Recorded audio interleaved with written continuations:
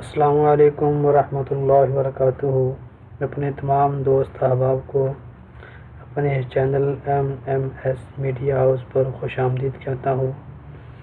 جیسا کہ آپ حضرات کے علم میں ہے کہ ہم غیر معتبر روایات کا فنی اور علمی جائزہ کے عنوان سے ایک مختصر سی سیریز پیش کر رہے ہیں، جس سے ہمارا مقصد ان احادیث کی نشاندہی کرنا ہے جو ہمارے معاشرے کے اندر احادیث رسول کی حیثیت سے بیان کی جاتی ہیں یا ان کو حدیث رسول کی حیثیت سے پھیلایا جاتا ہے، لیکن حقیقت کے لحاظ سے وہ حدیث رسول نہیں ہے، چونکہ وہ بات جو پیغمبر صلی اللہ علیہ وسلم نے ارشاد نہ فرمائی ہو، پتہ ہونے کے باوجود بھی اس کو پیغمبر صلی اللہ علیہ وسلم کی طرف نسبت کر کے بیان کرنا جو ہے یہ سخت گناہ ہے۔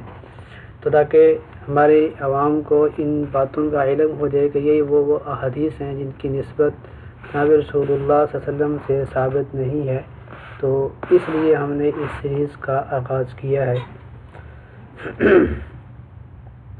تو ہم نے پہلے وہ احادیث پیش کی تھیں جس کا تعلق عقائد کے ساتھ تھا، تو آج سے ہم ان احادیث کو بیان کریں گے جن کا تعلق رسالت کے ساتھ ہے۔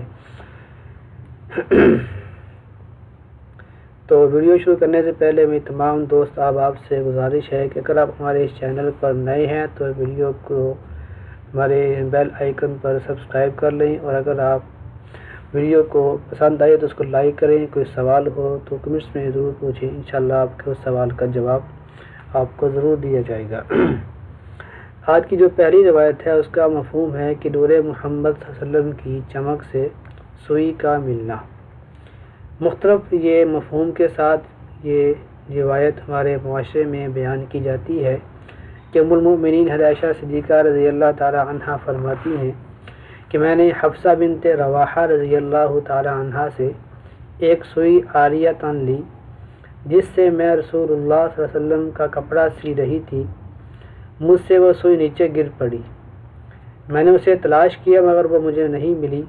اچانک رسول اللہ صلی اللہ علیہ وسلم تشریف لے آئے، آپ کے نورانی چہرے کی شعاع سے سوئی نظر آ گئی۔ عائشہ رضی اللہ تعالی عنہا فرماتی ہیں کہ میں ہنس پڑی۔ آپ صلی اللہ علیہ وسلم نے فرمایا، اے حمیرہ تم کیوں ہنسی تھی؟ میں نے عرض کیا کہ یہ واقعہ پیش آیا ہے۔ اب یہ حدیث ہمارے معاشرے کے اندر یا تو مکمل واقعہ بیان کیا جاتا ہے اور یا اتنا بیان کیا جاتا ہے کہ اللہ کے نبی کے مسکرانے سے عائشہ صدیقہ رضی اللہ تعالی عنہا کی سوئی کا مل جانا۔ اس روایت کے متعلق علماء کا کلام ہے۔ مولانا عبدالحی لکھنوی رحمۃ اللہ علیہ فرماتے ہیں کہ لم یثبت روایتاً و درایتاً، کہ یہ روایت جو ہے یہ روایتاً اور درایتاً ثابت نہیں ہے۔ اسی طرح علامہ ذہبی رحمۃ اللہ علیہ فرماتے ہیں کہ اس روایت کے اندر مسعدہ عن محمد بن احمد ہے، مطلب کہ بخبر کاذب، کہ یہ جھوٹی خبریں بیان کیا کرتا تھا۔ اسی کلام کو حافظ ابن حجر عسقلانی رحمۃ اللہ علیہ نے لسان المیزان میں بیان کیا ہے۔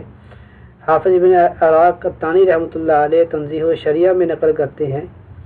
تو اس لیے یہ جو روایت ہے اگرچہ سند کے ساتھ ثابت ہے، لیکن اس میں ایک راوی ہے مسعدہ، تو اس کے بارے میں ائمہ جرح و تعدیل علامہ ذہبی رحمۃ اللہ علیہ، ابن حجر عسقلانی رحمۃ اللہ علیہ، علامہ عراقی رحمۃ اللہ علیہ فرماتے ہیں کہ یہ جھوٹی روایات کو بیان کرتا تھا۔ تو اس کی وجہ سے یہ روایت جو ہے وہ ضعیف شدید ہے۔ تو اور ضعیف شدید روایت ایسی ہی ہے جیسے کہ موضوع روایت ہے۔ جس طرح موضوع روایت کا بیان کرنا نہ فضائل کے اندر نہ ترغیب و ترہیب کے اندر بیان کرنا درست ہے، اسی طرح ضعیف شدید روایت کا بیان کرنا بھی درست نہیں ہے۔ اللہ مجھے اور آپ کو عمل کرنے کی توفیق عطا فرمائے۔